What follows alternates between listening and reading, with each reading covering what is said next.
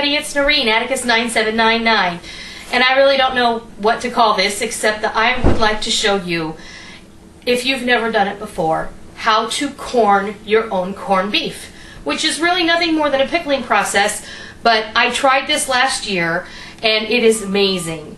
I did follow the instructions that Alton Brown has in his original recipe. It's very simple, but it does require quite a few spices. And at this, if you want to do it, any time is a good time for corned beef. So you can find all of the ingredients that you need, including the saltpeter, which you don't have to use, but I think that it really does add something to the mix. So let's go ahead and get started. Okay, to make this recipe, and I will tell you, this isn't something you're going to make today and eat tomorrow. You do have to let this sit 7 to 10 days in your refrigerator, and then it is definitely worth it. I have a 5 to 6 pound whole brisket, and I buy this at Sam's Club. It's this piece of meat was $24, but they do have them that are more inexpensive.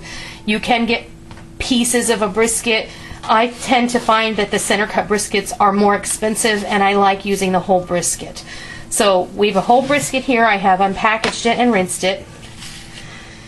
And these are the spices you're going to need. I have a half a teaspoon of ground ginger, 8 allspice berries, 8 cloves, a teaspoon of peppercorns. I have mixed peppercorns. You can use black or whatever you have.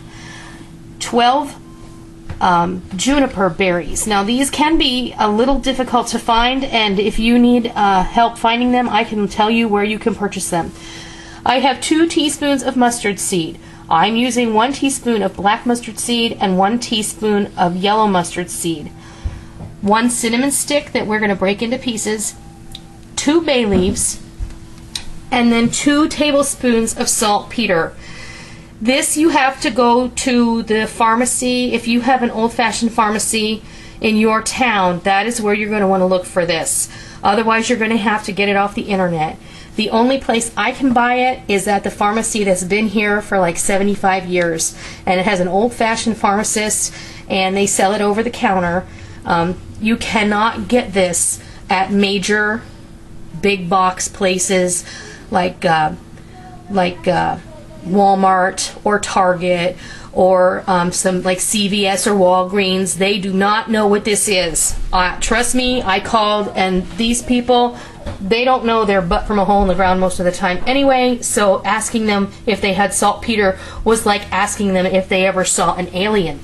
So we're also going to need a cup of kosher salt. Please make sure it's kosher salt, not iodized salt, not canning salt. It must be kosher salt because kosher salt weighs less than iodized salt. A half a cup of packed brown sugar and 2 quarts of water. So let's get started. We're going to take our water, our kosher salt,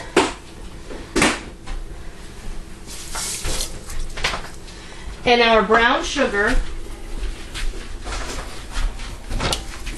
We're going to put it in there, and we're also going to take our 2 tablespoons of saltpeter. And what the saltpeter does is it gives that nice pink color to the meat. That's really what this does. It helps.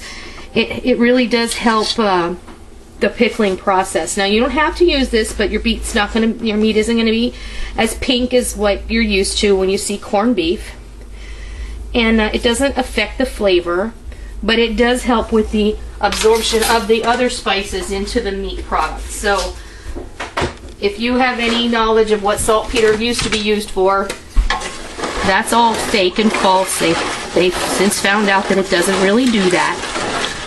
But I understand that saltpeter is used in a number of other applications, including stump remover. So we're going to go ahead and bring this to a boil. And when this comes to a boil, I'll be back and I'll show you what we're going to do next.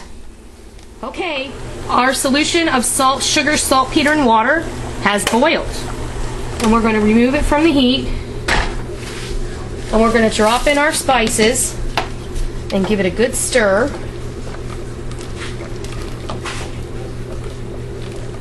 Oh boy, that smells good.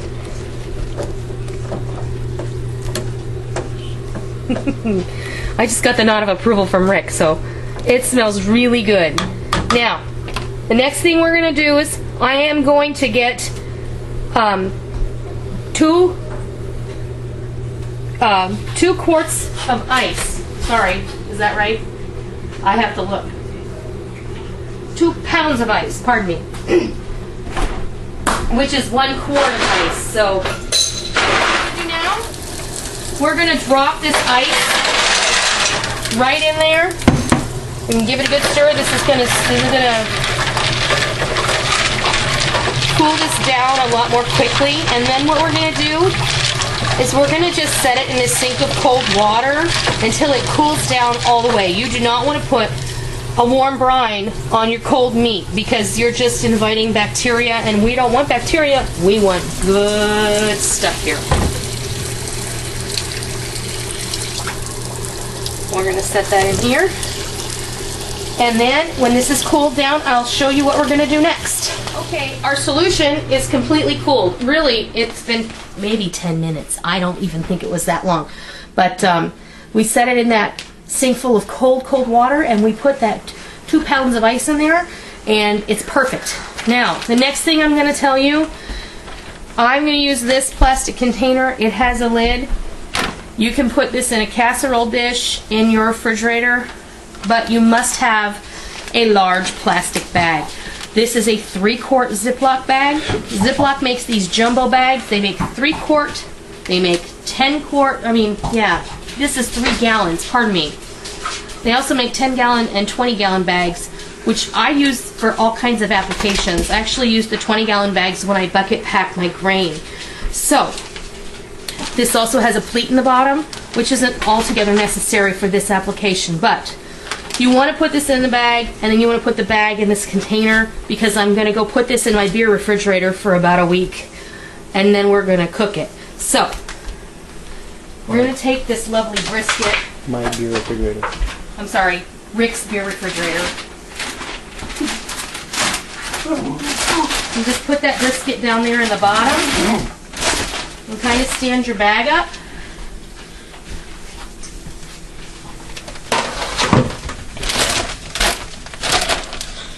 You're going to pour your brine right over the meat. Make sure all your spices get in there. I'm not going to worry about those few little mustard seeds. Okay. Now, I want you to try and get as much air as you can out of the bag. And then I want you to seal the bag up.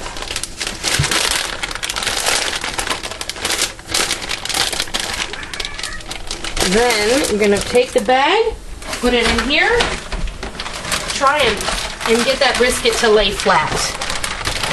Now, every couple of days I want you to go out to your husband's beer refrigerator or your beer refrigerator or the extra refrigerator that you keep in your shed, and I want you to flip this bag over so that we get even distribution of that brine, and you're going to do this for 7 to 10 days. This is Saturday, and it is. You can use a cooler, but you're going to have to change the ice every single day. It was preferable that you keep this in a refrigerator, your kitchen refrigerator. You're going to have to make some room for it, but if you want to do this in a cooler, right now it's still cool enough. You could do this out on your back deck in a cooler. It'll stay nice and cool, but you're going to have to change the ice every single day. But you're going to flip it over 7 to 10 days. We're going to cook this next Sunday. Today is Saturday, and it is March 13th. We're going to cook this next Sunday, and which is going to be March 21st. So I'm going to put this in the refrigerator, and we're going to flip it every couple of days. And next Sunday I'm going to come back and I'm going to show you how to cook this, and then we're going to have a traditional corned beef and cabbage dinner. So I hope you all try this, because it's fabulous, and you will never have a corned beef as good as the one you make yourself. You can go and buy them in the packages and they are good, but this is fabulous. You'll never have anything like it. So I hope you try this, and I hope you enjoy it. So until next Sunday when we get to cook this, see ya!